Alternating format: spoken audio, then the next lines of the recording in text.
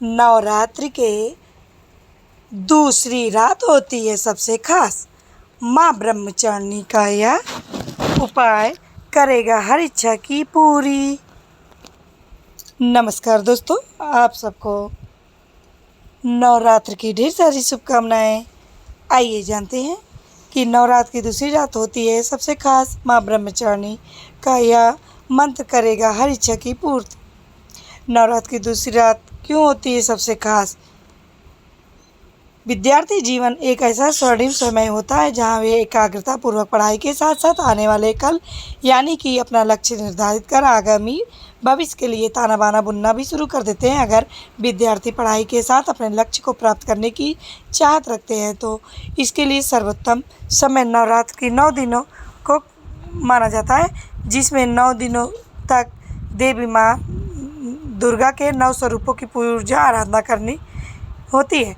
नवरात्र के ठीक दूसरे दिन रात्रि को माँ दुर्गा के ब्रह्मचारी रूप की विशेष मंत्र की साधना करने से विद्यार्थी अपनी पढ़ाई को सफलतापूर्वक प्राप्त कर निर्धारित लक्ष्य को भी प्राप्त कर सकते हैं। इस प्रकार करे विद्यार्थी माँ ब्रह्मचारिणी की पूजा आराधना। माँ ब्रह्मचारिणी नवरात्रि पर्व दुर्गा उत्सव के दूसरे दिन स्वरूप माँ ब्रह्मचारिणी का होता है। माता के इस स्वरूप को ज्ञान, तपस्या और वैराग्य की देवी माना जाता है और छात्रों का जीवन तपस्वियों की तरह ही माना जाता है, इसलिए इनकी पूजा बहुत अधिक शुभ फलदायी होती है।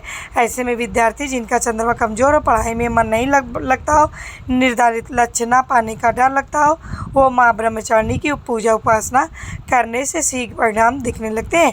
ऐसे करें माँ की पूजा। नवरात्र के दूसरे दिन माँ ब्रह्मचारिणी की आराधना विद्यार्थियों के लिए सबसे उत्तम साधना बताई गई है। दूसरे दिन रात को 8 बजे से 11 बजे के बीच स्नान आदि से शुद्ध हो जाएं। पूजा के लिए स्वयं सफ़ेद या पीले वस्त्र पहने। पूजा मंत्र जब भी इसी अवधि में करना है।